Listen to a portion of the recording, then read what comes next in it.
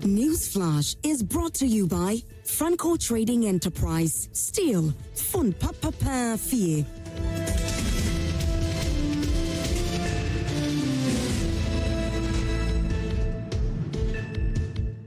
And you're still watching Prime Morning. It's time for what the newspapers have for us. It's time for the News Flash segment. My name is Roslyn Felly, and this segment is proudly brought to you by Franco Trading Enterprise. Still, phone papa perfie. Whatever gadgets you're looking for, whether mobile phones, television sets, CCTV cameras, we say worry no more because we've got your back. All you need to do is to download the app on your phone to make things very easy. So the app is Franco Trading app. Now, when you download the app, any item that you want to purchase, you can purchase it on the app and we'll deliver it to you at your doorstep. For further inquiries, visit our website, which is www.francotradingenterprise.com. Franco Trading Enterprise, still, phone papa perfie. My name is Roslyn Felly, and it's time for us to delve into what the newspapers have. But before then, Isaac Kofi Ejay is also here. Good morning, Isaac. Good morning, Roslyn. Great. How about you? I'm fine, thank you. Ayufro. I always call you Ayufro until 1 year. You're still fresh in the market. How is it doing? How is it going, though? How is marriage like? Well, it's good, isn't it? Yeah, it's a normal life, you know. For me, it's the normal life. There's not anything extraordinary. Are you sure? Of course. All right. So we'll be talking about electricity tariffs pretty shortly. Let's go into what the newspapers have, and then we go into that. I'll start with the Ghanaian Publisher newspaper. The Ghanaian Publisher, minority seeks clarity on COVID surge. Government Galamsey fight hit by rogue tax force, Zoom Lion expands fleet to tackle waste. Jumfor set for landslide victory. And Akufo-Addo renews call for African Credit Agency. That'll be all for the Ghanaian Publisher newspaper. The next newspaper is the Economy Times newspaper. The Economy Times. Global price of cocoa jumps as Ghana cut production forecast. Electricity tariff hike, and this is our topic for today. CSOs businesses clash over impact on consumers. And beyond banking, ADB celebrates 60 years in Ghana with a new tagline. That's great. Congratulations to ADB. The Ghanaian Times newspaper is the next newspaper. The Ghanaian Times newspaper. Government tackles Galamsey head-on. A lands minister unveils secretariat to coordinate effort at cracking down on illegal mining. Go, make Ghana proud. Sports minister charges Black Queens ahead of WAFCON. Government allocates 50 million Ghana cedis to National Research Fund, says Vice President. Small-scale miners call on President to probe illegal task force, and Ghana-India trade crosses $1 billion mark. That's great. Okay, amazing. The next newspaper is the Chronicle newspaper. The Chronicle newspaper, and it reads, Anti-illegal mining operations secretariat ready to coordinate all operations. Lands Minister averts bloody clash between National Anti-Galamsey Task Force and alleged illegal tax force. And it's quite interesting that anytime we get the Chronicle newspaper, there's always a Bible verse. Kofi, have you ever read the Bible verse that the Chronicle is always posting? Yeah, I know they always have a special one for each day. And I simply do not understand how they do it. It's amazing how they're able to get a matching quotation for every story, and it's amazing how the team is able to put that together, Rosalie. I think it's hard work. I don't know if the one behind it is a pastor or something, but it's quite interesting. Let me read what they have for us this morning. Proverbs chapter 20, verse 3. And it reads, it's an honor for a man to keep aloof from strife, but every fool will be quarreling. Interesting. I like it. I really like it. So I'll read about a headline saying that Lands Minister averts bloody clash. Wow. It sings so well. Yeah, the correlation is so great. Yep. Anyway, so my final newspaper is a Daily Analyst newspaper. The Daily Analyst. GJA decides Jumfor to secure overwhelming mandate. Now, let's say, fact for a fact, this man has worked so hard and he's going for his second term. I think he deserves it, though. I don't know, but I think he deserves it. Kofi, we are not supposed to take sides, but I think he deserves it. Don't you think so? Well, I think it's going to be an interesting election. GJA is now looking very attractive. And for the first time, we're having an election that a lot of people are being, very anticipating towards the election, and people are looking forward to it. It's going to be one of the most, consequential elections of the GJA, whether we should retain the current president or possibly switch to the camps of Mausi. It will be interesting to see how Mausi and Albert Jumfo battle it out, today. We can't wait. Anyway, GJA begins distribution of new membership ID cards. NPP flag bearership race. Mampo MP backs Baumia as best candidate. Ashimore in court over alleged $2 million investor scam. Ooh. Woman arrested for possession of narcotics in Tema.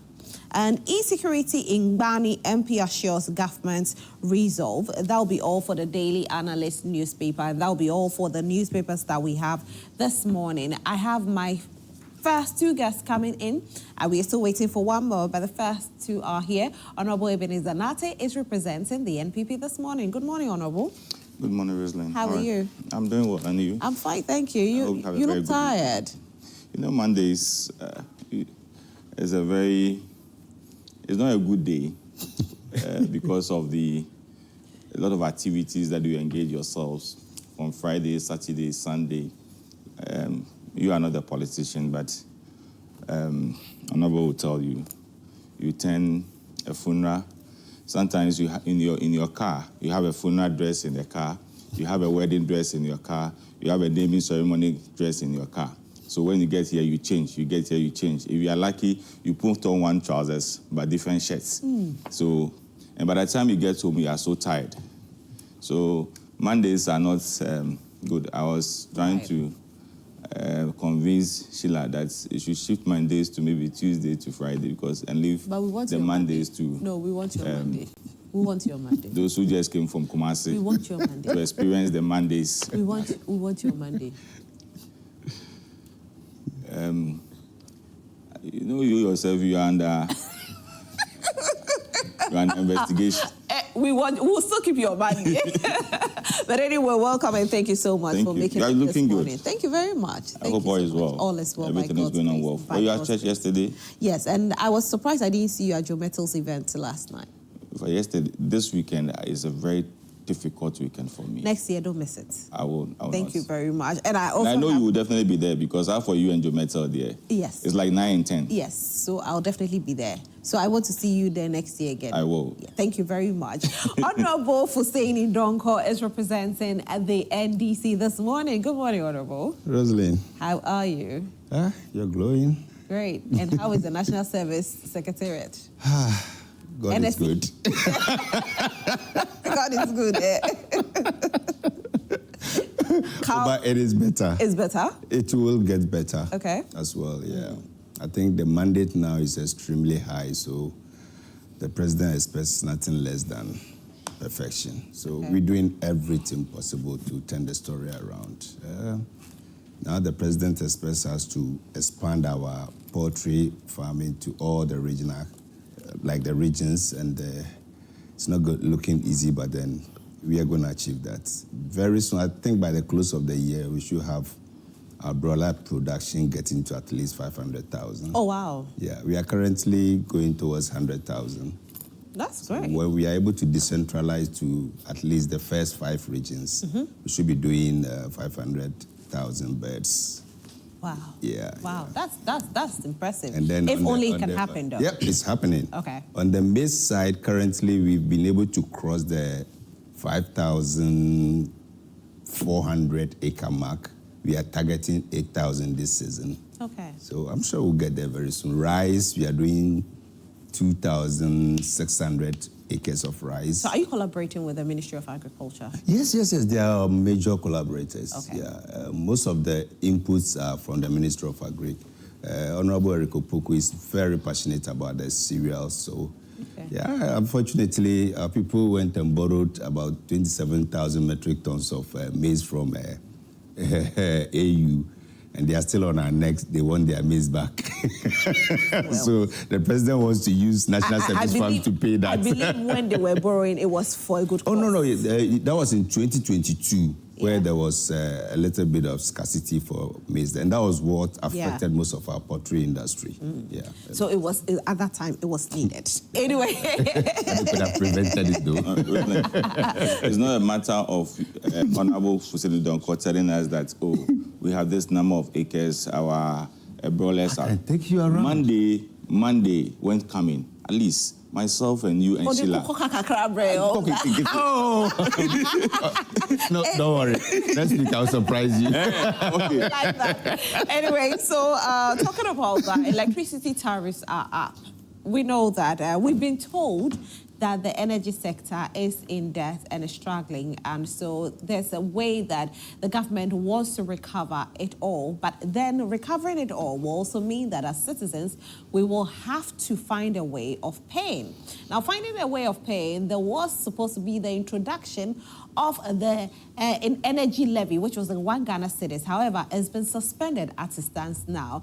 Now, the chairman for the NDC did say that it is on suspension, but it will definitely be implemented, looking at how the energy sector is struggling. Now, also, electricity tariffs are up. I will not be the one to explain to you how best for you to understand. But then Isaac Kofi J is here to explain it to us better. So Kofi, tell us more about why it's up and how it's affecting us. Well, Rosalind, in fact, there is no country that can actually have a proper economy without a stable energy sector. That's why it's so important all the time to keep an eye on what is happening in Ghana's energy sector. And this is the last time we were discussing how thermal power consumes or takes about 70% of the country's energy mix, and why this could be a big national security. Now, today we want to talk about the tariff that has been increased, and then some, concerns coming up, and some of the research we have done in terms of the promises the president, or let me say the finance minister, made in the 2025 budget, and how he has gone contrary to that promise. And in fact, it is important to put across that the economic constitution of every country that lasts for usually a fiscal year is its budget. And so if there's anything that's major that's going to happen in the country, we expect to see it in the country's budget. And sometimes, all the time, there is a chance for a review, what we call the mid-year budget review, which possibly will be read next month or just some few weeks to come. And so let's look at the tariff, 2.45% adjustment in electricity tariffs across board.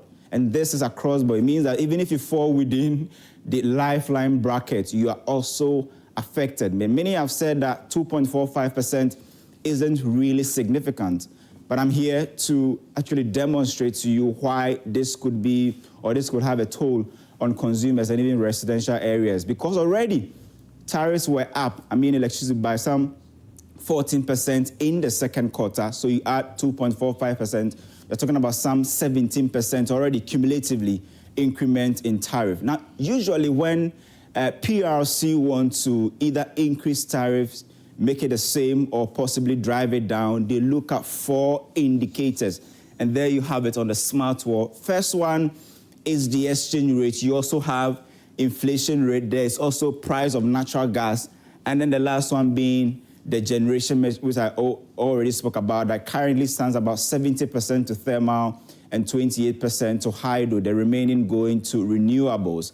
All of these factors, if you consider CD, the exchange rate, inflation, and natural gas, you could boldly say that all of these indicators have improved. The cedi, for instance, began the year somewhere around 15 cedis, and now we are talking about 10 cedis, 35 pesos, according to Bloomberg. If you look at the exchange, the inflation rates currently around some 18%. We understand the Ghana Statistical Service, maybe by next week, should be updating that of June. We should have a new rate coming in. Natural gas hasn't really gone up so much.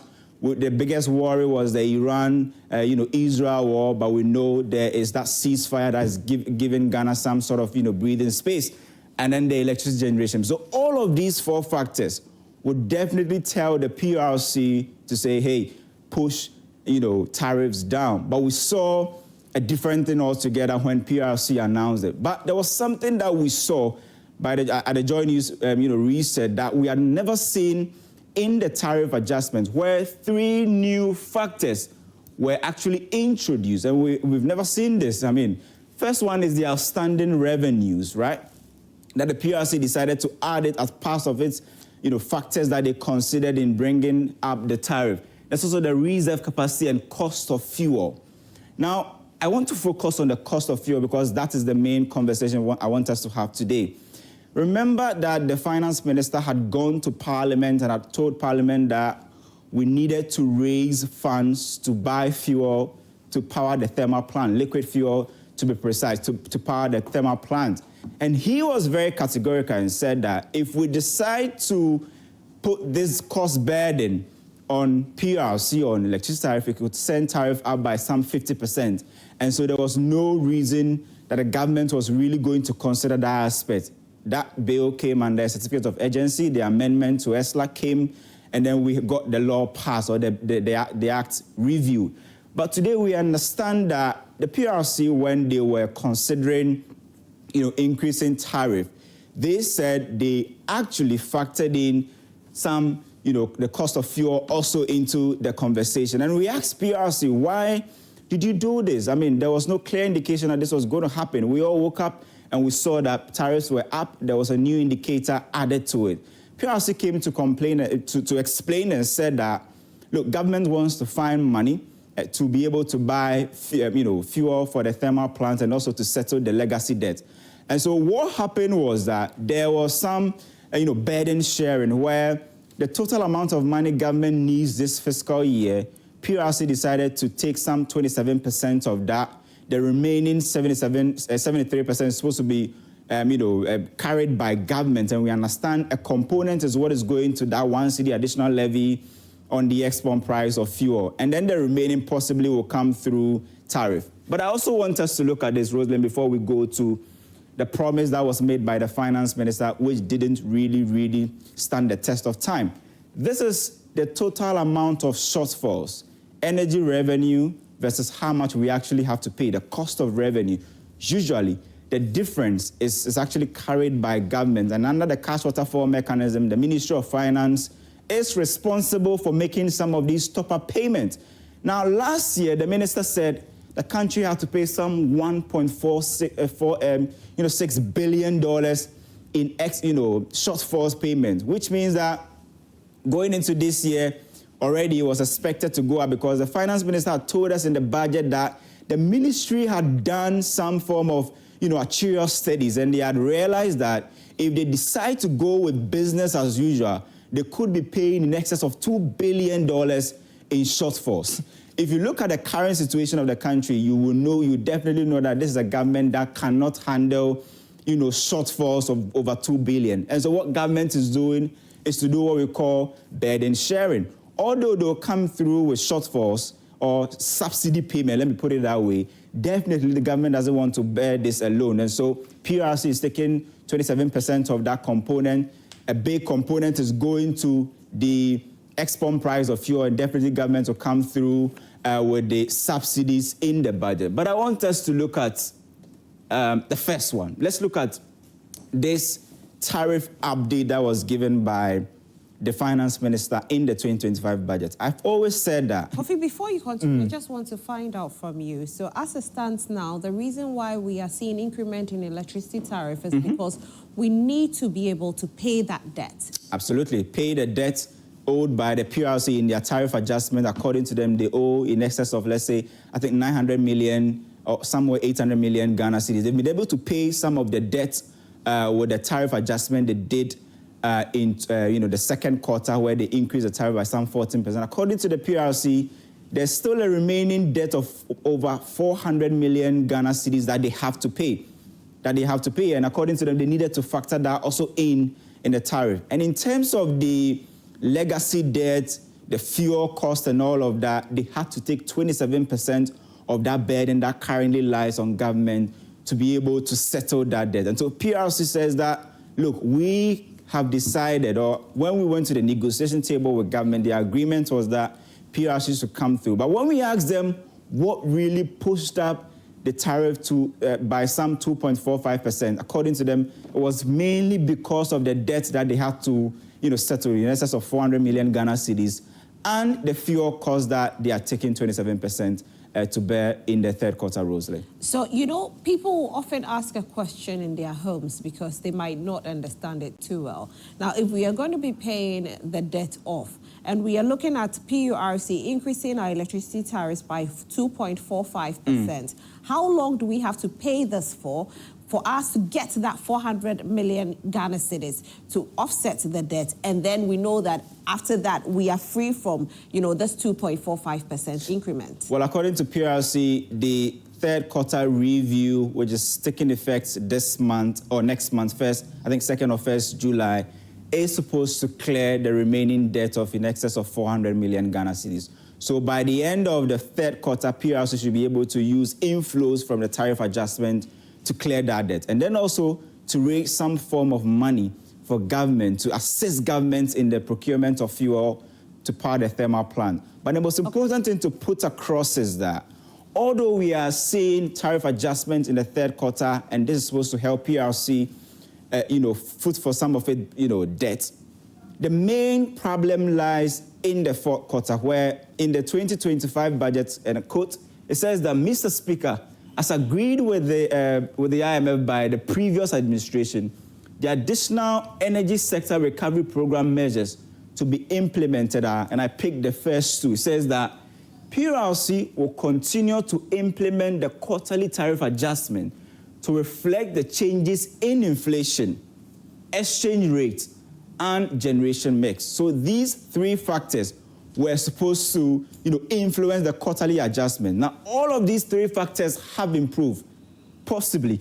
Exchange rate is now around, $1 to some 10 cedis, 30 pesos, 35 pesos, and you all know that inflation has also dropped.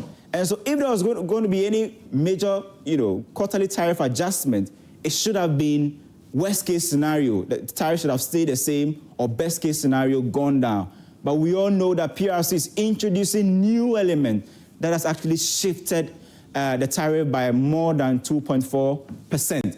Now, this is where it gets a bit interesting. It says that, in addition, PRC will also undertake major, and the key word is major tariff adjustment, which will be due in the fourth quarter of 2025 to reflect capacity charges, additional liquid fuel usage, and additional capex. So if we were expecting any tariff increment that is as a result of fuel cost or capacity charges, the ordinary Ghanaian was expecting this to come in the fourth quarter and not the third quarter. But the big question is government deciding to stagger this, major tariff adjustment? And what is the agreement we have with the IMF?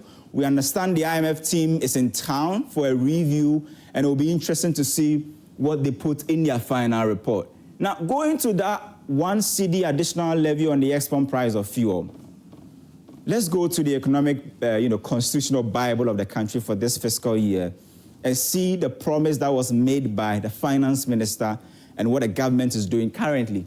This is what is said about, the energy sector. It says that, consequently, Mr. Speaker, without increasing the levy here, he's talking about the Energy Sector Levy Act, which is sent to Parliament for review. And it says that we will review the ESLA to consolidate the Energy Debt Recovery Levy, the Energy Sector Recovery Levy, which is the Delta Fund, and the Sanitation and Pollution Levy into one levy, and use the proceeds to cater for the energy sector shortfalls and service the inherited debt service obligation. And the key word that we have underlined is that without increasing the levy.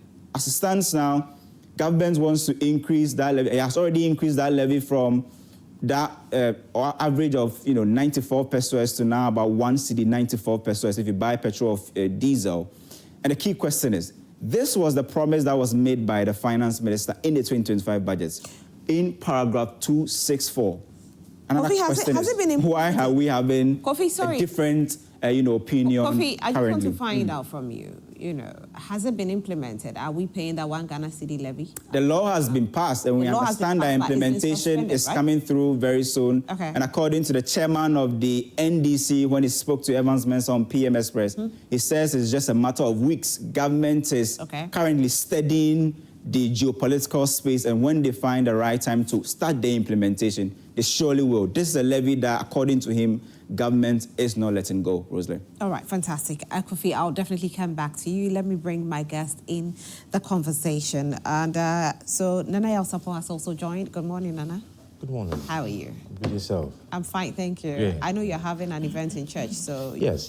So quite busy. We're celebrating our 7th anniversary. Team No Sleep, eh? Yeah, Team No Sleep. It's 24/7. And we actually did some activities over the weekend, which is not so usual with church. Okay. So over the weekend, we had what we call the business fair and exhibition, where the entrepreneurs in the church had the opportunity to actually exhibit their work so that we get to know what we do. Mostly you would find out that we go to churches and all we do is to pray and to seek spiritual directions.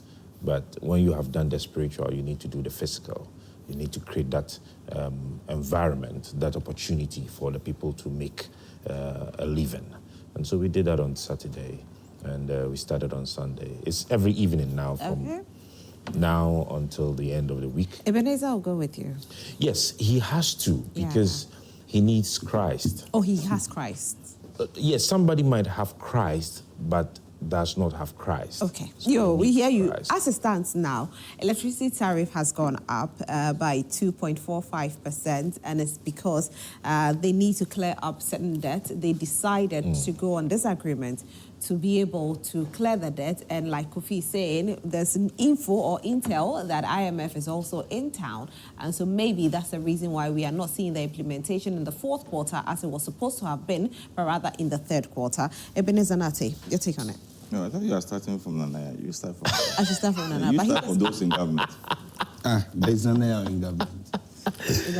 See, why I always say that he needs Christ. You start from them. Really? No, there's no problem. I mean, we are discussing Nana, Ghana, let me bring for that you matter. I mean, Nana, and let so me start from we you should then. be able to understand that once Ghana is being discussed, the facts would remain the facts, and you would have to deal with it as it is. And then I would want to just make a quick intervention with what Kofi said. When a budget is read, a budget is not a promise. You understand me? A budget is not a promise. It is not a manifesto. You get it? So let's get that very clear. Now, but a budget is an assurance in a way to the people, put right? some figures together, put some projections together, and then you work towards it. And that is why you have opportunity to do a budget review. And that is why you have opportunity to go back and you tell them that, listen, these were our projections, but unfortunately, it cannot work. And even in our own private institutions, sometimes you give some assurances that the marketing side would be able to bring in this number of clients. The accountant will tell you that this is how much you'll be able to make if you bring us these clients. And then the spending officers would also make their projections as to what has been told them. And so if we are not able to meet them and then there is a review, I do not think there is any problem with that because we are talking about money. Okay. All right, so let that be established. Now, number 2, when you have looked at the IMF agreement, I wanted to actually know which page is this, but there is one table that discusses the proposal structure conditionality under the extended credit facility 2024-2025. I'm trying to get the page, but I think my phone is messing up with me today. But the aspect that talks about the new structural benchmarks, you would notice that, I don't know if Kofi has that document, but you will notice that it tells us how government intends, when they were signing the IMF deal, to bring about the reviews in the energy sector and how tariffs will be adjusted. Now, government made a solid promise when they were signing the agreement. There's a conditionality in it that talks about the restructuring of the PURC. And so you would have a point that says that PURC to implement quarterly tariff adjustment as per the current policy. Yeah. And so there was a policy upon which PURC was going to make its adjustments. Of course, I sat here and I said that looking at the factors or the elements that the institutions or utility providers, okay, would always use in their proposals to PURC to be able to do their negotiations. The inflation, the forex, am I right? The fuel, the cost of fuel, and also the generational mix. These are the major four that they always use. I said that if these elements were being worked on, then PURC would have no reason for us to go upwards. And so the next adjustment would actually have to come down, which we all actually established. PURC themselves actually also made certain pronouncement, and if you did the interpretation, that was what it meant.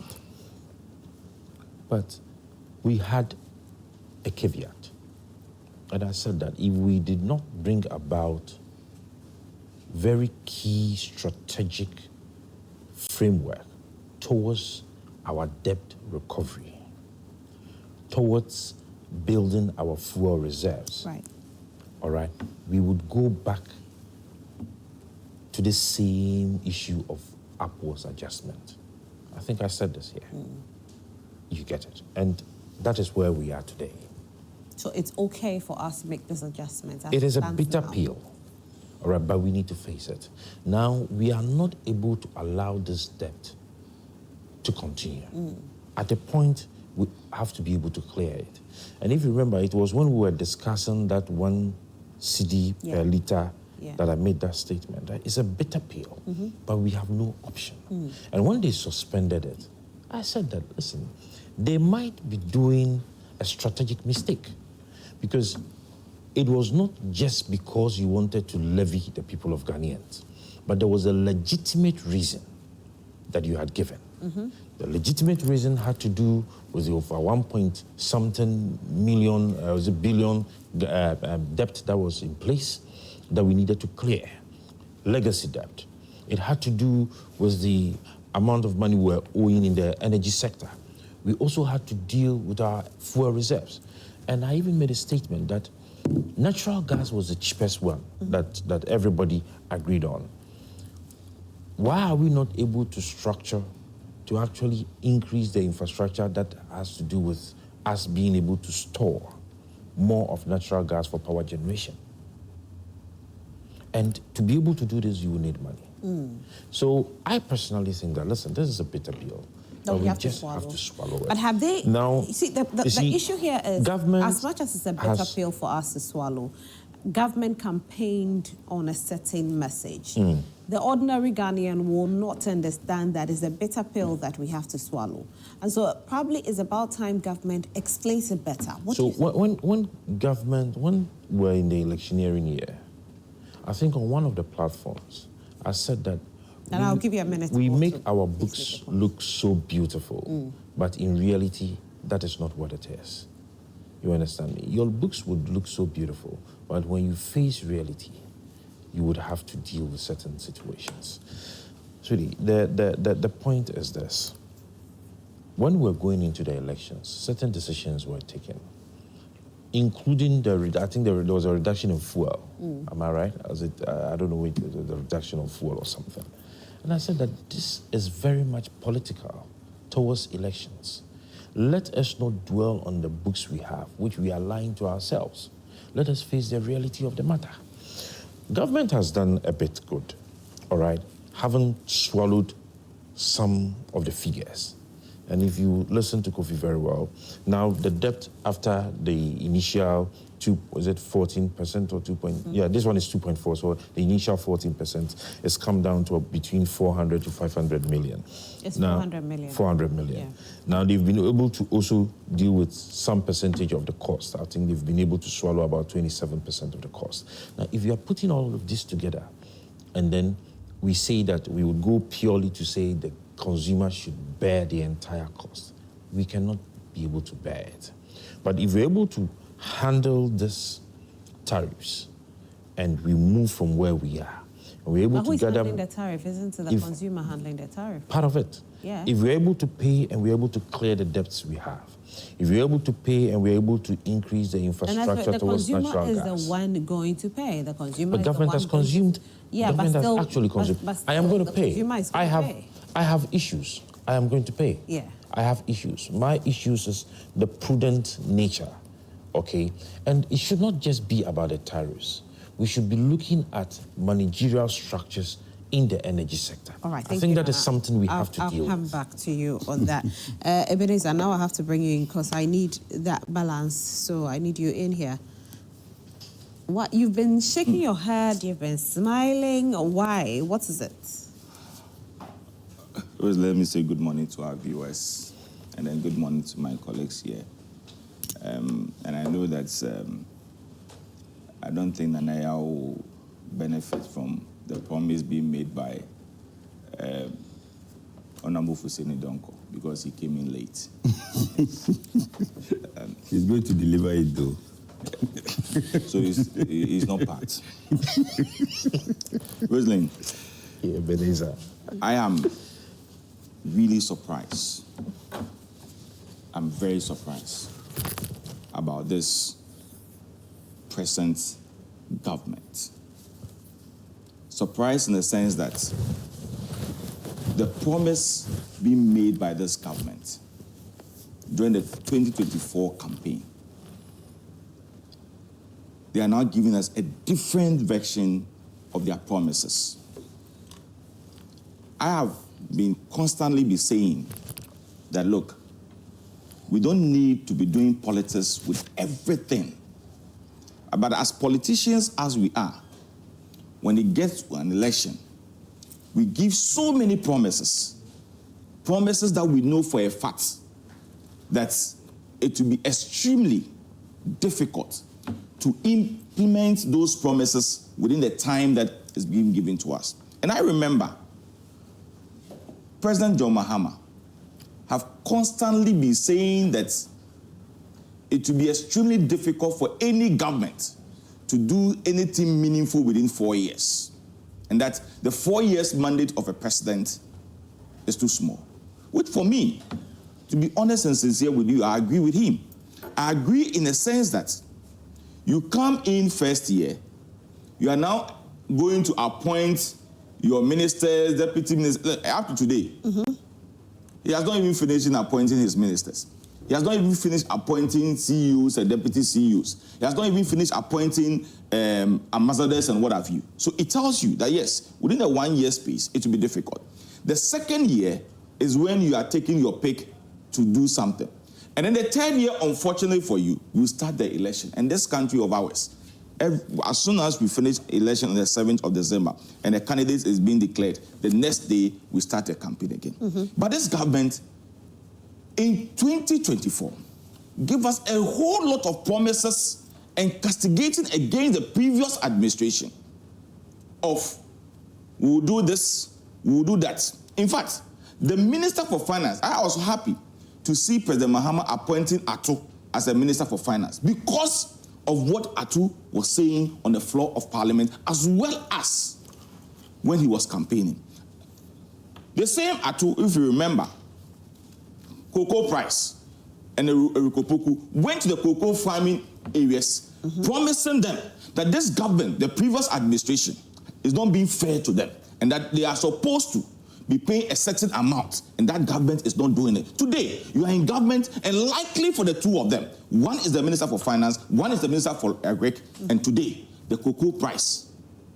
We have different version from him, different version from the CEO at Cocoa Board. Today, we are being told that, look, something that we need to do it in September, we have to do it now, all because IMF is in town. But the question that we need to ask ourselves, what was Atu's position when the previous administration were negotiating with IMF, especially when it comes to our finances? He was of the view that there are certain policies that we have accepted in our government, which is going to affect Ghanaian. I'm asking her to. In this arrangement they are doing with IMF, in which they even went for the extension, and IMF said no, based on what we are doing now, and based on for which extension? Oh, they were doing for negotiation. But they went for extension? Something that we want to get out of quickly. Oh, Honorable, you will get your time after me. After me. Some of the jumping into the windows. You're talking about. Where is the proof that they went for extension? I said the same government is now negotiating with IMF for an extension. Oh. I think you come and tell me what I'm saying is not true. It's not true. No, we are all doing politics. It's not true. You are doing politics. You allow Danaya to talk, please. No, please. You never interject Danaya. Danaya was not going on the wild goose chase. No, you never interject. No, please. You never. I'm saying that's what I have picked. That's what you know. Yes, that's what I know. So allow me to let me tell you what I have known. Do you have proof to it, though? Do I? All the things that he said, does he have proof to it? It is possible review and let me finish, Master. When we were talking, I just kept quiet. I am picking my intelligence. We are all doing politics. You don't know what I know. I don't know what he knows. But we need to know the truth. You know the truth when it comes. You know. No, but we can't also use the platform to misinform if it's not true. So let's go through the truth, or we stick to what it is factual. I'm pleading with you, Honorable. Rosalind. Yes. I'm saying that IMF, we went to IMF, the previous administration, to negotiate on issues that we believe that it will help this government, the previous administration. Because at that time, the situation in which we find ourselves as Ghanaians and as well as a government, there's no need, there's no point for us to say that we'll continue to let Ghanaians suffer. So therefore, let's do A, B, C, and D. This current administration were against it. But today, when they came, the IMF arrangement that we have made, they want to make sure they extend it for them. That's what I'm saying. And that is a fact. If you say that you don't agree with what I'm saying, I'm telling you that the reality will set in. The reality will set in and we all know the truth. The reality will set in and we all know the truth. Today, just about 3 months ago, 14 point something electricity. I can show you I always buy it online. Every 3-4 days, I buy 600 cedis prepaid. Even if I have a factory in my house and I'm producing Pito in my house, I will not even buy 600 cedis light. What do I use? I live in my house with my wife and my 3 kids. I don't wash my clothes in the house. We take it to the laundry. You are rich. Rich in what sense? You have too much. How much does it cost? But today, every 3 days, 600 cedis. And you are being told today that from tomorrow, we are being asked to pay an additional 2.5% of it. 2.45. Oh, that 2.45 approximately is not 2.5. But it's 2.45. Let's stick to the facts. But who told you I go to take 2.45? Who told you I take to Rosalind. Let's just stick to the facts. You like frustrating mornings like this? Make it look like... Okay, 2.45. Yes. We are being asked from tomorrow, 1st of July, I should pay, meaning that every 2 days, I'm going to pay almost about 800 to 900 cedis to buy people. 2.45% increment. Oh, now it will get to a point too. You are buying 600. No. If you are buying 600, Rosalind, and it's increased to it's increased by 2.45. Is it up to 800? Honorable. That's my calculation. That's my calculation. So let me do my calculation. Right. When you get to you do your calculation. A minute more. Let me do my calculation. That's my calculation. Honorable, a minute more. Hey. Honorable, but let me ask you. I didn't attend the same school. That is my calculation. Honorable, let me ask you this. Now, the government is making a decision. They are parliamentarians for a reason. Your people are in parliament, and they should have a voice in these things. Do you think that the minority... Have you not heard the minority over the week talking about it? Okay. Yes. The minority have said no. What about voting in parliament? Oh, so what is the NDC telling us today? That they have the numbers, so they can... That's why you can run to parliament at 10 p.m. with 1 cedis per a litre. And the last time you were telling me that you don't buy litre. You go and fill your tank. Is that not what you told me? You asked a question and I answered. I didn't. Yes, but that's what you said. No, you asked a question. Yeah, I asked whether you have bought I asked you whether you go and buy a liter of fuel. And they say you don't. And then I answered. Because you... No, you didn't say it like that. You asked a question and then you still said, people don't buy a liter. And I said, people do buy. Rosalie, I asked you whether you have been to a filling station and then you have bought you said a liter. How do you buy your fuel? And I said, I fill my tank.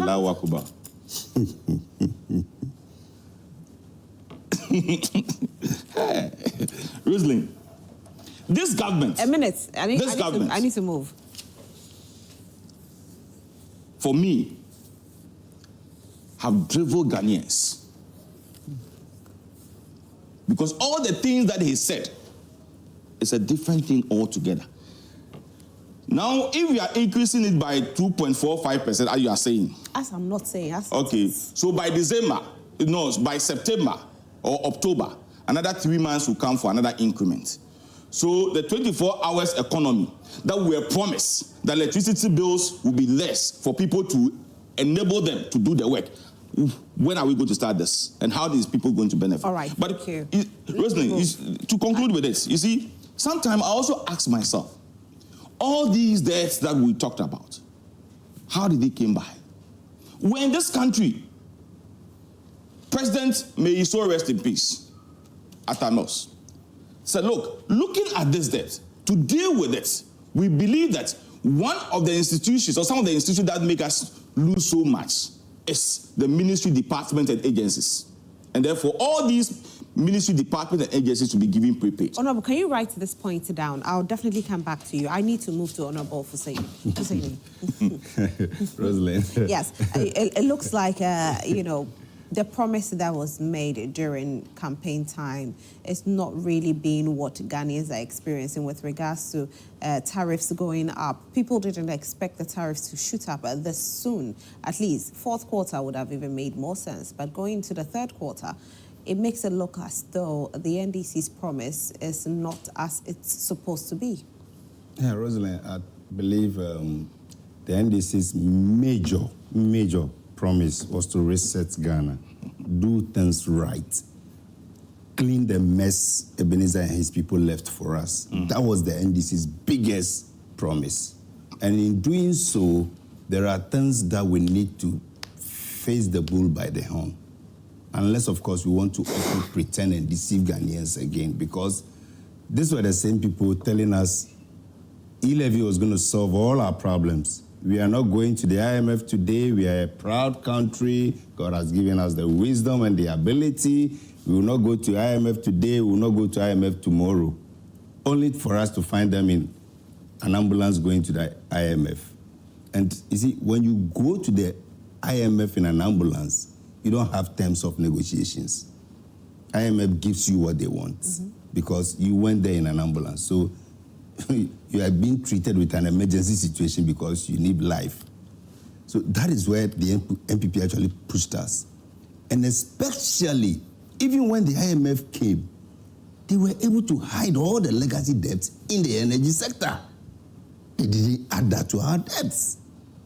They had to take the IMF to say, no, you can't be having about $3.something billion or $3.something billion in the energy sector alone. And you are hiding that? No, add it to the debt.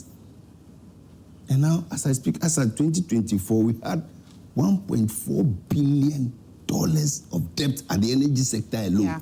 Even with the IMF coming in and trying to clean things up. Now, Rosalind, within the last quarter of 2024, you saw a lot of agitations from the IPPs. Most of them, some of them even shut off, with a lot of them threatening to shut off again. All because we owe them so much. Now, unfortunately for us, government had to be providing crude for most of them to run as part of the agreement. And what did our brothers do? They ignored some of them with sweet words. What they tried to do is to try to do palliative care to chronic diseases and then just try and cover it up and buy themselves some time. But if you are in a restructure of a country, Rosalind, the first thing to do is to be truthful and transparent to Ghanaians. And yes, the quarterly adjustments were supposed to take place. Why didn't they do that in the last quarter? Because of elections. Something structurally that we agreed with IMF that we were going to do. And when we do it, it wasn't coming to their pockets. It was coming to save a situation they found themselves in. Because of election, they failed to do it. NDC had to come and take that bitter decision in March in April. So then, if NDC is taking this bitter decision, then it means that NDC has a lot of work to do by engaging Ghanaians, by letting us understand more, because it's as though the understanding is not there. It's been thrown at us, whether we like it or not. We have to take it and go with it. Rosalind, that is the truth I'm telling you. That is why this morning you and Sheila will wake me up to come and explain. Thankfully, I'm part of government. And I'm trying to explain to you that as part of the reset agenda, you will need to take some of these difficult decisions, because if you don't do it and you also cover it, you postpone the problem. You are only postponing the problem to another day, which may come in a bigger volume. Thankfully, because of the prudence and then the trustworthiness in the economy now the exchange rate is good. And if, as Kofi was saying, because the exchange rate is good, because the inflation is good, that is why the increment is even coming at this level. Okay, good. I like that. You know, the increment, there should have been some sort of increment in the final quarter of last year, which the NPP put a hold on. Now, when the finance minister read the budget, the finance minister didn't really speak about this increment. And so people feel that at that point, the finance minister had the opportunity to tell Ghanaians, but decided to keep quiet about it. And so it seems as though it's being sneaked in there. By then, the finance minister, believe you me, was still reading what these people left behind. But then he was not fully in charge. It was until March that the budget of the first budget. The finance minister, he was a ranking member of the of the finance committee and also a member of the energy committee. So you cannot tell me that he was not privy to all this information. He was very privy about it. Yes. So don't say that he was not privy to it. He did everything possible to actually deal with the situation. You remember even the first increment that came around, I think, was it April or so? Was it April or March? There was an increment. He did everything possible to try and deal with the situation. But like I said, you can't reset everything, especially when you go after what the elephant has destroyed. You have a lot of daunting tasks. So, yes, IMF expects us to actually do what is right. And mind you, we need that money, whether we like it or not. And why do we keep jumping it? And why would you want to lose about 360 million just because of maybe a little adjustment you can do that will benefit you yourself? Yes, they will talk, they will make the noise. But between you and I, our lives will be stable. IMF will bring something more that will cushion our economy, that can even give us better respite. Why don't we take that cost? Went off. That's for you alone. When your own goes off, I'm happy. So, this is the issue, and I'm coming to you. This is the issue. Ghanaians have asked for a comfortable life from the NDC. But why is it that it looks as though it's not being too open? Rosalind, it's more of, you know, you are there and then you hear, oh, there's an increment, or you're like, You see, when Kofi was explaining even the hold on the levy, the energy sector levy that was increased, and you see, we keep making it look as if it is the NDC that is bringing 1 cedi. It was somewhere 94 pesos, and it was. But who is bringing it? Oh, please, you see. You presented as if it was 0 and NDC is bringing 1 cedi. No, it's 9.5%. Yes, 95%. And then NDC is bringing just 0.5%. No. NDC is bringing No, you're not bringing. No. You are bringing 1 cedi added to it. So it's going to be 90 defeated pesos.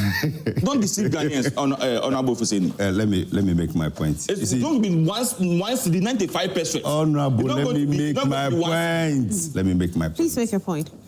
what I'm trying Just a to minute explain, more, though. you see, what I'm trying to explain to all of us is that, do we want better lights? Do we want prudent economic management? The answer is yes. Ghanaians want to know. Yes, you are right. Government needs to engage Ghanaians more. Listen, this is where we are. We were supposed to do this last year. We couldn't do it. We missed it. We tried fixing it this way. Unfortunately, if we fix it this way, this will be the ramifications. So therefore, let's bite the bullet. Let's do it this way. But thankfully, because of these prudent economic measures we put in place, the increment will not be that much. We are now dealing with 2.4. Okay. Which to me, at least, it makes a bit of sense. Okay. Yes, so difficult. When things are right, okay. When things are right, why won't government give back to the It looks like Ghanaians have heard the politicians sing this tune too many times. We saw it with the e-levy. E-levy will be implemented. You get better roads. You get better conditions of like. No, they said whether you like it or not, we are going to implement it today. There's nothing anybody can do about it. In Ghana. Now we are being here again, and we are hearing that when this is implemented or when things are happening this way, things are going to get better. But how do we trust that it will happen? The energy sector levy is coming. Debt is coming down. True or false? It is coming down. Why was it going up in 8 years? Within 6 months, it's coming down. Okay. How did that happen? All right, let me bring. Somebody's telling you the truth at least. When somebody's using your money well. Okay, we hear you. When a reason is given for the collection of a levy or a tax, and there is some sort of reflection, all right, then you should know that your monies are being used right. I had an issue when e-levy was introduced and road tolls were scrapped or suspended. I had an issue. Why? Because our roads were bad. If you wanted or you had a reason to introduce e-levy, you should introduce e-levy. Explain to Ghanaians why you are bringing e-levy. You do not suspend another task just because you want to bring in something different. Rosalind, if you take a look at the IMF document, all right, page 70, which talks about, that is table 2, which talks about the proposed structural conditionality under the extended credit facility 2024-2025.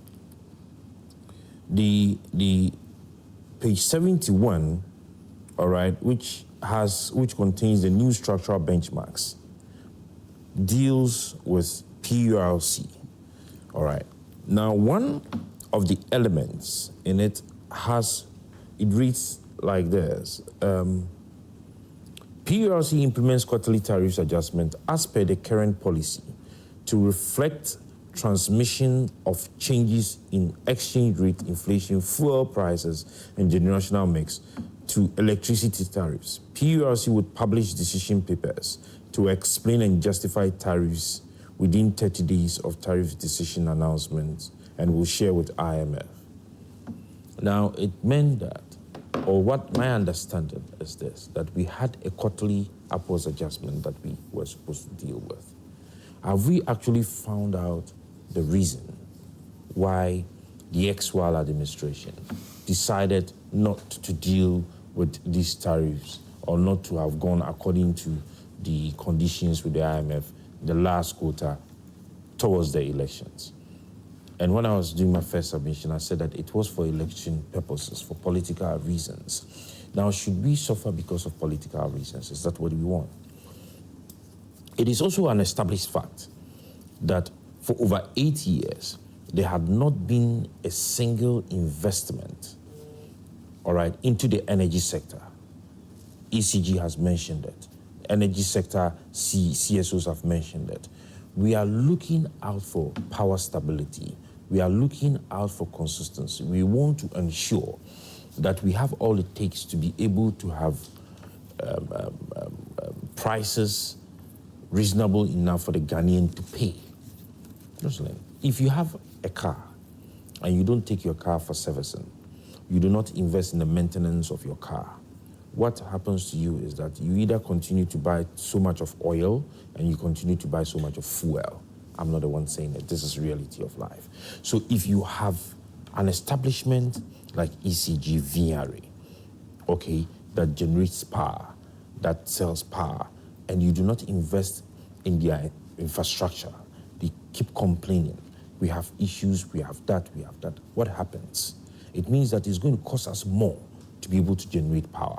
Now, if we are able to actually also bring in other avenues of power generation, that dealing with the generation mix, okay, and we're able to bring in that fuel part that we see is cheapest as a natural gas, it means that we would also experience some relief. So it is not just about political gains. We should face the reality. So Nana, we are facing the reality here. Nobody's not facing the reality. We are facing the reality. The question here is that if we are facing the reality, why are we not having government being so open about it? You know what I mean? If not for the media bringing this out, See, it would have been silent. Sometimes, okay, I'm not defending anybody, but in communicating your issues, you ought to be careful, because you see, government has external forces that it deals with. You need to be able to communicate in such a way that your investors, all right, do not run away from you. But this is something what that you do, it's for a good cause, isn't it? What and that is what is happening. Yeah, so if it's for a okay, good and that is cause, what is happening. It's for a good the cause. media to open that book for Ghanaians I do not to know. think that it was the media that brought this up. Who brought it? Okay, it was just after the increment in the tariffs, and government or the PURC had to come out to actually defend the reasons for the increasing upwards adjustment of the tariffs, which we all had agreed that it should be coming down. But Rosalind, let's deal with this very quickly. Eben was talking about the fact that he buys 600 Ghana cedis of power prepaid every 3 days, if I am not... He's just exaggerating. Now, if you buy every... I can show it to you. Can I make my point, please? You can make your point. Yeah, now, it depends, you are two, so what is your point? It depends on what you use in your house. 600, please. If you are buying 600 Ghana cedis on the 22nd of power today, every 3 days, 1,800. if you are buying every 3 days, and we have 30 days, and we have 30 days in the month, it means that you buy 10 times in a month, which would equate to 6,000 Ghana cedis of prepaid power every month. Now, tell me, what do you use in your house? You can come to if you sleep in an air condition, 24/7. No, let's not go that tangent. No. I want to. No, let's not go. Because if you go that route, then no, you should just let the NDC come and check for him. Maybe there's something wrong.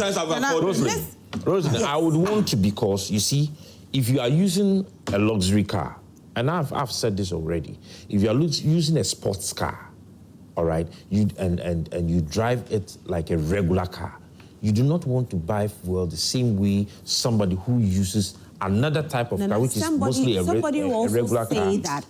Somebody will say. I mean, let's face it. Let's say it this way. Just last week, I chanced on a post on social media where this gentleman says, "I used to buy fuel 1,200 to fill my tank. Just today, I went to the filling station, filled my tank, and the man said 700. He said it's full, and he's using the same car."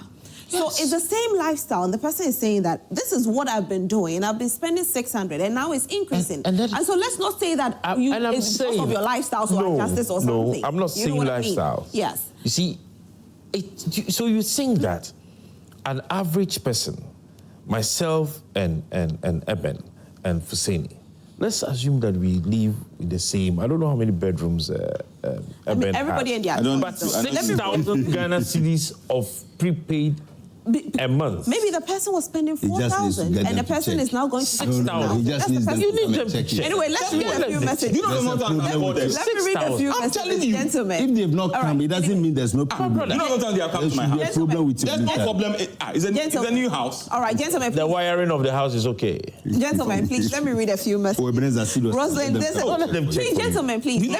Ebenezer, let me read this message. Rosalind, this is currently the behavior of the NPP communicators. If you continue to listen to them, then you are bound to ask a lot of questions. Ask Honorable Ebenezer to talk about what is on the table and stop beating around the bush. Jessica Efri, MPP for am I talking oral about football? Am I talking about football? Okay.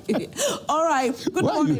Please ask Mr. Nartey, when Levy was forced to Ghanaians, did they remove it because Ghanaians complained? Certainly no. And same way, this government wants to fix a problem it faces. Let's stop doing this politics when knowing the truth and reality. Ahassan Sise from Zedu Central says that if the MPP is complaining about the 1 cedi fuel levy and telling Ghanaians that they are more caring for Ghanaians, then the government should send the price of the fuel to the price that the NPP left it.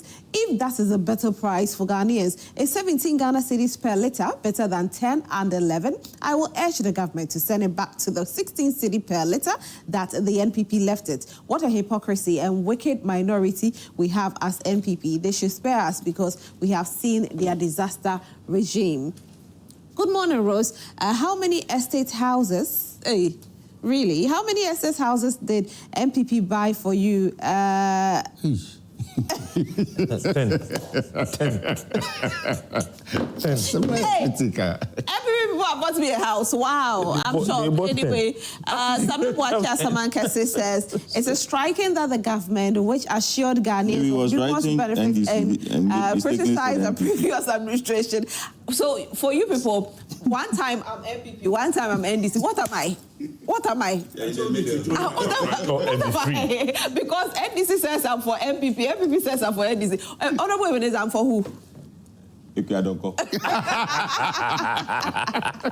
right, says, some people are just about to say it's striking that the government, which assured Ghanaians of numerous benefits and criticized the previous administration, has now implemented a utility tariff increase with a substantial 14.7% rise over the past 3 months. Honorable Dafia Makpo's remarks on the current state of journalism in Ghana are pertinent, as he noted that instead of holding the government accountable, journalists have exhibited bias, mischief, and selectivity. The question on everyone's mind is what has happened to Sam George? Why has he been uncharacteristically silent on LGBTQ and Galamsey issues? I respectfully request the host to play some of his previous comments. Sami Boache. All right.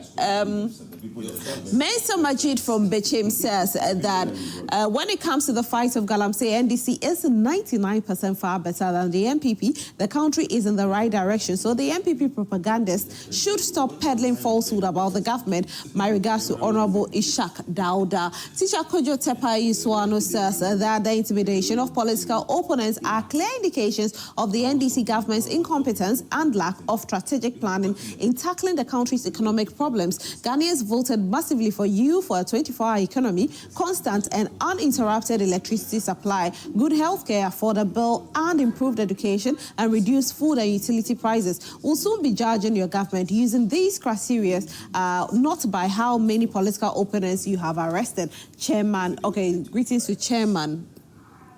Akonsi Gariba from Tamale.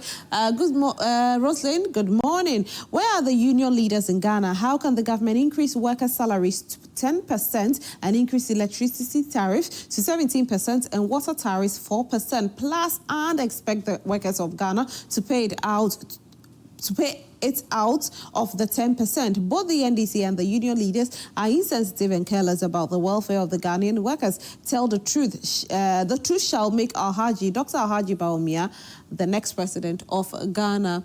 Good morning, Rosalind. The NDC government deceived Ghanaians to win power. Most of their promises are not fulfilled, and looking at things will not be fulfilled. The reality will surely set in. Honorable Donko is communicating like he's in opposition. Tap him and tell him we are in 2025 and Mahama is the president, regards to lawyer Justin Kodua. Okay. Good morning, Rosalind. Please. Everything is going on well for our NDC. We, the Ghanaian people, are relieved now than before. Tell the MPP man to give us a break. Are they not the very people who promised not to go to IMF today or tomorrow? Didn't they go? Ask him, didn't they go and sign this quarterly adjustments of tariff? If inflation not better now, is inflation not better now? Is the cedi not better to dollar? How much debt did they leave? NPP worsen our plight. So if I were them, I wouldn't be talking about governance at all. Now we have hope. Ghanaians are wise. And now NDC all the way. Hey. Rosalind, good morning. Please tell the NDC man that to have his facts right, he's messing up the numbers. They were adding 1 cedi per litre and 4.5 cedis per gallon. Okay. Good morning, Rosalind. The NDC government, I've read this one. Okay. Good morning, Rosalind. Please tell. Hey, it looks like one person has like 2 or 3 phones. So.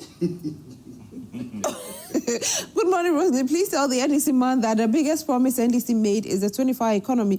Politicians are all the same, from one mother of lies, Achu from Akuse. Hello, Rosalind. Good morning, dear. One thing I dislike is increasing something by percentage. People don't follow the percentage and do their own calculations and put it on items. Good morning to you. Strengthening local government. Strengthening local government is imperative for sustainable development. By investing in capacity building, technology and collaborative approaches, government can create resilient local administrations capable of responding to the unique challenge their communities face. As we continue to navigate complex socio-economic landscapes, a robust local government will be driving force, propelling our government, our development agenda forward. I'll read just one more, and then I'll take a seat for us to continue with the conversation. I think the NPP leadership should know that the trauma they took us through, it will take a very, very long time to be forgotten. So they should keep quiet and allow President Mahama and his government to work in peace. Now, we citizens are not complaining of anything. Ablade from Efieku Mazongo. All right, so I'll come back and read. I'm still getting a few more messages. I'll come back to read some of them.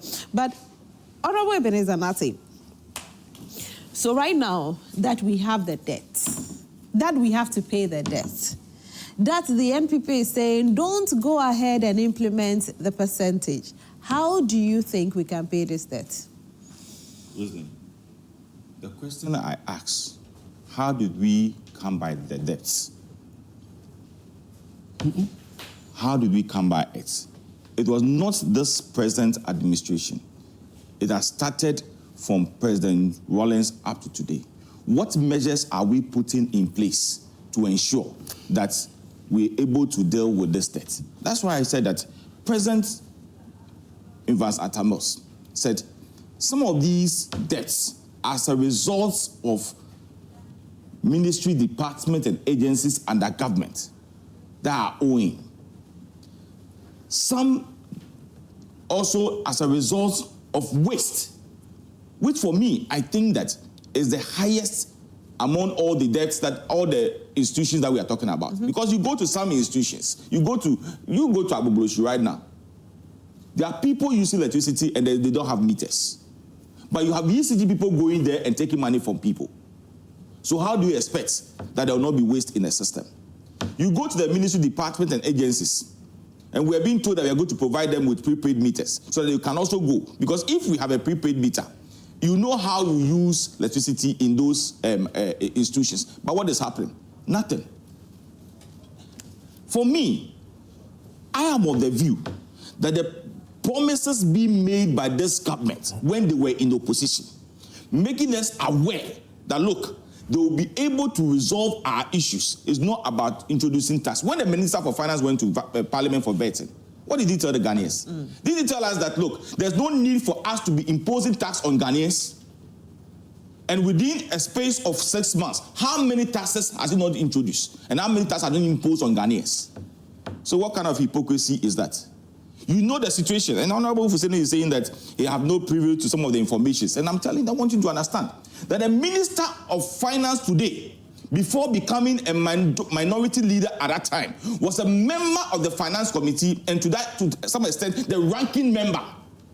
In fact, he's also on an energy committee. Honorable. So he knows the in and out of our situation in this country. Okay, so I just want to find out from you. You did ask a question which was very relevant. Who actually started this whole debt? How did we get here? But then your government had 8 years to have been able to clear the debts to a certain extent.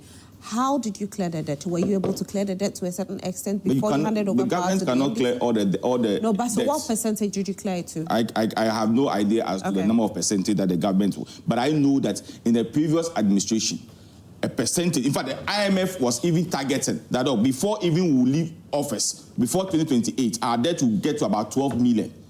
But we're able to reduce it to about 3 point something. Now that it has ended, they have added something to it to become 4.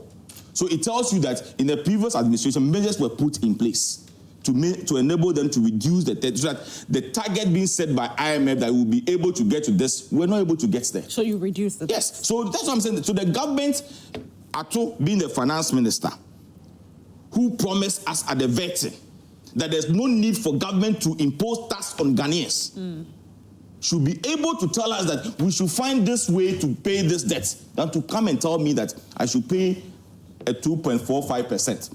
And I'm not surprised that, look, before the end of the year, another increment will also come. But just as some tester said, now those that were contracted, the so-called CSOs, the so-called media people, the so-called pastors, now have gone to Timber Market and Malata Market to buy super glue to zip their mouth because they cannot talk. Because what the government told them is a different thing that is happening. So they have no moral right to talk about it any longer. All right, that says Honorable Ebenezer Nartey. Let me bring you Honorable Hussaini.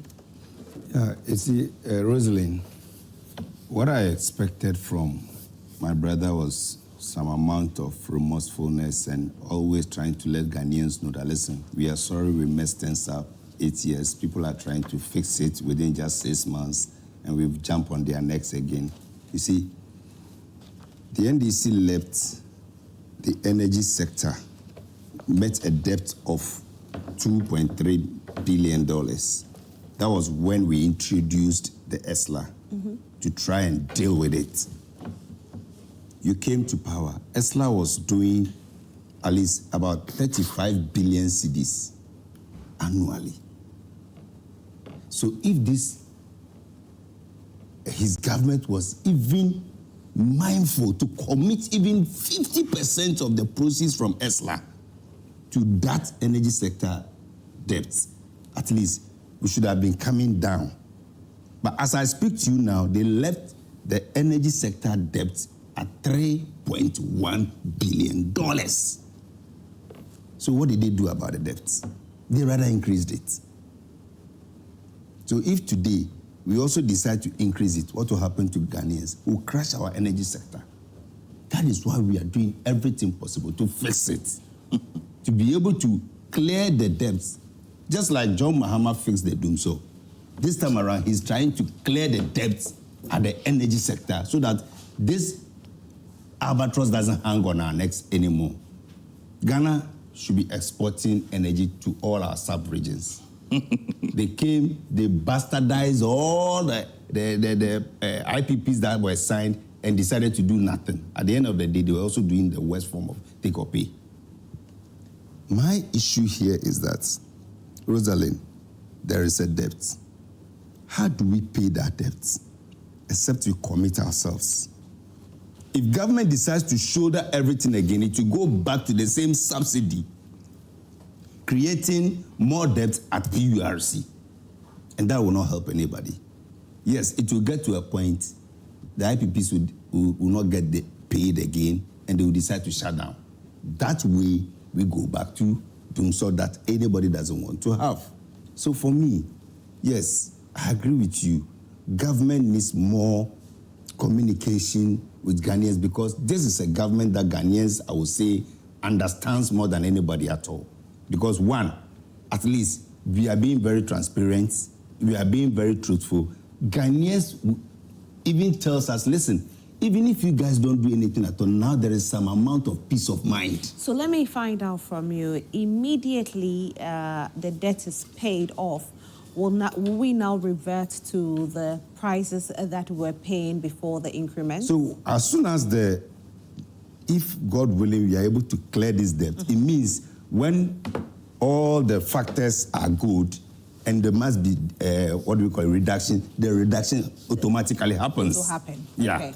All right. Now the reduction is being held by the debt. Okay. So immediately the debt is fully paid. Why not? We go into reduction. We will enjoy it better than even the consumers. Okay. All right. Thank you very Because much. which Ghanaians will not be happy that there is a tariff reduction? All right. Thank It's you. good for votes. Kofi, I just want to find out from you. When the NPP was taking power in 2017, how much was the debt that was there? In terms of the energy sector debt? In terms of the energy sector debt. Well, I recall the IMF and the World Bank put it somewhere around 2 billion Ghana cedis, the entire $2 billion, the entire energy sector debt. That's how much the NPP inherited in 2017. 2017 was less than 2 billion. Okay. Yeah, but I remember somewhere around 2023, the World Bank and the IMF were quoting $2 billion dollars. So 2017, probably like, let's roughly say $1 billion. Go back. Then we had collected some of the ESLA, So let's- and we've used it to clear Okay, some. so let's roughly say $1 billion, right? 2 billion. No, 2017. No, it has come down. 2017 was less than 2 billion. Good. So let's say $1 billion, or yes, It $1 was billion. 1 point something. Let's say $1 billion. Now in 2023, you said it was what? 2023 was somewhere $2 billion. $2 billion. And about 1.7 was owed to independent power producers and fuel suppliers. 2 billion. Yeah. So it means that the NPP inherited a little over $1 billion and left a little over 2 billion. Is that what it is? Well, according to the president, when he took over from the NPP, he was quoting 2.5 billion. And then we got the indication from the 2025 budget that this figure was in excess of $3 billion, according to the finance minister. So somewhere, January, the president himself was quoting $2.5 billion. And then you had the finance minister coming to read the budget and quoting in excess of $3 billion. All right, thank you. I just wanted to find out how much was inherited by the NPP and how much was inherited by the NDC after the NPP administration. Thank you. And I also... Yeah, so I don't know. I have the figures, but in Ghana cedis. Okay. In 2014, it was 14 billion Ghana cedis. Then 2016, it was 21 billion Ghana cedis. I don't know how much that is. No, because of the exchange rate. Exchange rate, so usually it's difficult that's why we to try get to the stick exact. to the dollar. From the documents that I have, was 7 cedis, then means it's you in convert Ghana it, cedis, yeah. so you can convert it per the ratings in 2016 and per the ratings also in 2014. Then you are able to get the dollar rating. But you see, ESLA was actually established for a reason. All right.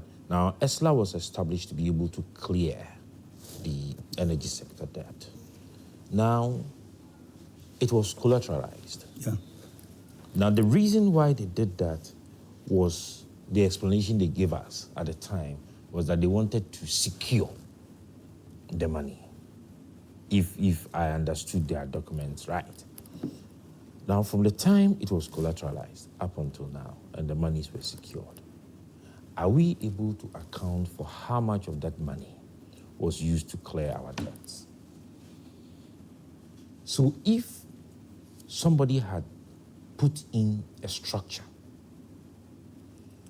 for the payment of our debts, and you have come and you do not have a way of dealing with it, but rather to collateralize what they had put in place and still could not pay the debt, only for the debt to increase, unless otherwise I am wrong, Kofi, but that was the reason. And so you would not have the moral right today to come and tell Ghanaians that the government should be held responsible or should be blamed for the current crisis that we face. Roslyn, there are proposals that have been made in dealing with this energy crisis. Number one, we are talking about avenues to invest in infrastructure. And we are saying that if you want the sector to be attractive, everybody is talking about the wastage in the system and the loss of revenue. Why do we not come up with ways to deal with the wastage? where are the shortfalls, or where did this wastage come from? We talk about the meters, we are talking about the billing, we are talking about the collections of our revenue. All right. And that is why we in the Movement for Change had proposed in our Great Transformational Plan that we should outsource the retail, all right, the retail and the commercial aspect of ECG, which they had started. I do not know the extent. Most of our biggest debtors are the institutions. Yes, I will come there. Hospitals, barracks, I'll come there. Name it. How do you plan to get your money the other from there? avenue or the other channel for the losses is the institutions he's talking about. Yeah. Huge debt. Now, if you look in their budgets, you would notice that they make allocations for energy or power. But yet, because they deal directly with another state-owned institution, they rather want to divert that allocation to do other things. Because they know that you are my brother, you are my sister. You will not come and harass me if I owe you. And so if the collections of the revenue is given to a private person, you do not know him. He wants to make his money. Okay, let me bring Kofi in and then I can quickly wrap up. Let me wrap up. No, I have to go. My time, unfortunately. And so, Kofi, quite interesting, I must say, looking at how it stands now. What Ghanaians want to know is, the time frame that we think they can make this money and then we can revert back to normal life. Well, the truth is that Ghana's energy sector has become like a debt-making machine. And the performance of our energy sector is directly linked to the performance of the exchange rate. So the only reason why we have ECG currently obeying the cash waterfall mechanism and complying with some of the regulations is simply because ECG is enjoying windfall as a result of the exchange rate or the cedi appreciation. If we have a case where we begin to go on the tangent of depreciation, we definitely will have doomsaw coming in again. And I have to repeat it, the doomsaw conversation has a direct correlation with the performance of the cedi, where because of the nature of our energy sector, where we spend close to in excess of $1 billion every year to buy fuel to power thermal plants, whenever the cedi is depreciating, the energy sector will also face a crisis. But another big question is, how long will consumers be compelled to pay for the inefficiencies of ECG? As we speak now, ECG's transmission losses and system losses, for instance, in excess of 32%, move from 28% to 32%, simply means that every 100 cedis worth of power that ECG sells, it is not able to bring back or recoup 32 cedis. Who is paying for that? And how long are we going to increase tariffs to pay for the inefficiencies of ECG? Possibly, we need to restructure or go back to the cash waterfall mechanism conversation again, because ECG's biggest worry is that there are two people who are selling power here, myself and Gridco. Why is it that it's only my revenue that's supposed to come into the cash waterfall mechanism to feed all other players?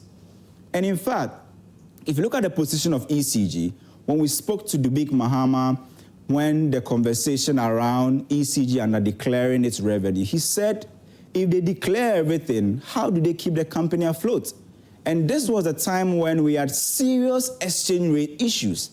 It means how ECG will perform and how our energy sector will perform will only depend on how we keep the cedi strong against the dollar.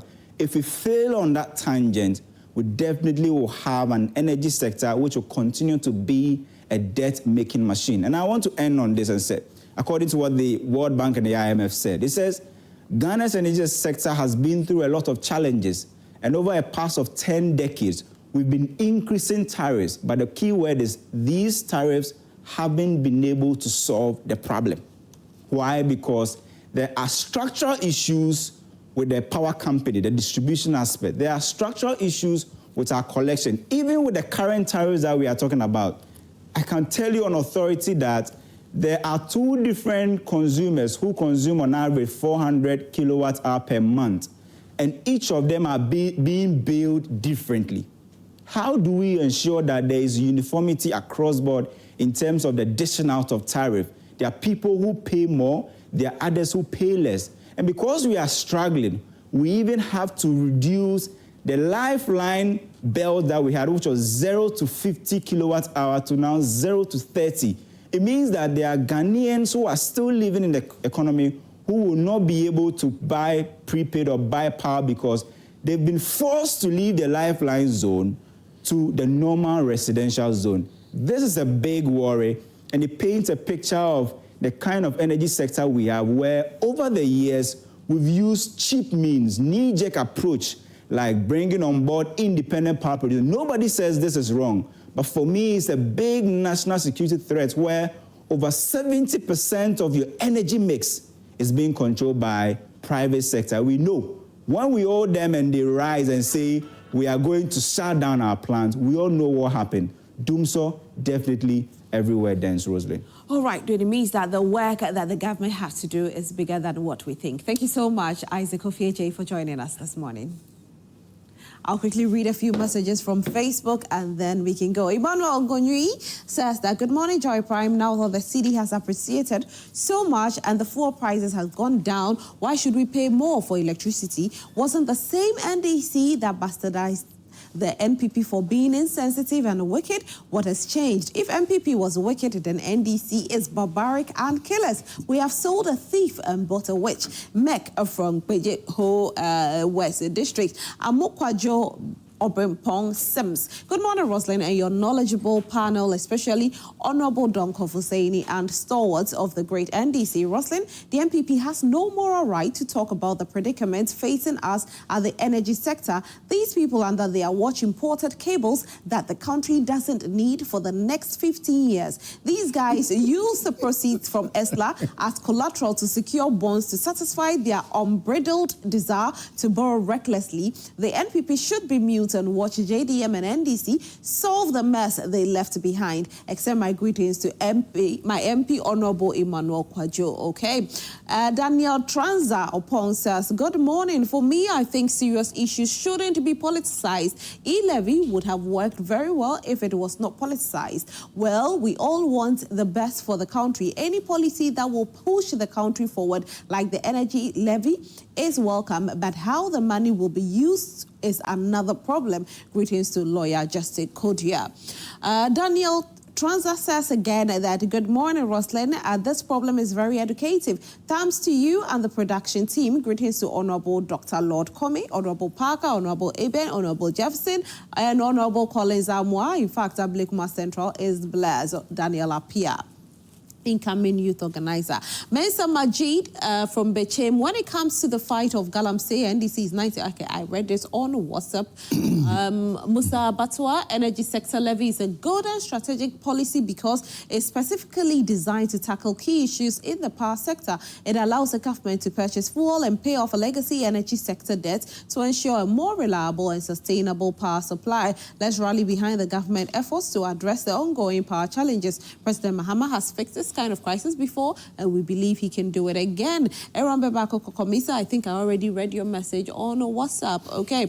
Ike Kweku Amponsa says it doesn't make any change. Daniel Transa Opong, Madam Rosalind, this show is very educative. Thumbs up to you and the production team. Okay, I've read this one already. Musa Abatwa, I've read yours as well. Let me see if there are a few ones that I didn't add. I just did the most relevant, so let me see if I can get all comments. Emmanuel, I've done Emmanuela. 1 second. Just to try as much as possible to be fair to almost everybody.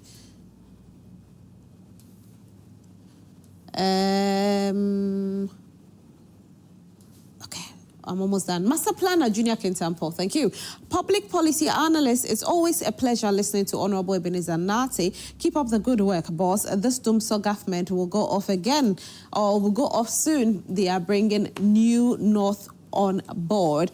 And that will be all for the messages that came in this morning. Thank you all so much for sticking and staying with us for this segment. Of course, we have other segments coming your way. It's Monday, and it's Money Making Monday. So if you want to make money, you need to stay glued to your television set for that conversation. You don't want to miss out on it. There's trends that will be coming, and sports will also be coming. But before then, I want to say a very big thank you to my guests for making it this morning. Nana Yelsapon represented Movement for Change. Thank you so much, Nana. We are grateful. Thank you, Rosalind. And Honorable Husseini Donko. But I hope I would see you Honorable in church. Husseini Donko represented the NDC this morning. Thank you so much, Honorable Husseini. And Honorable Ebenezer Nartey, thank you so much, too, for representing the MPP this morning. We are grateful that you made time. This month, I'm not representing. You are representing I'll MPP. represent myself.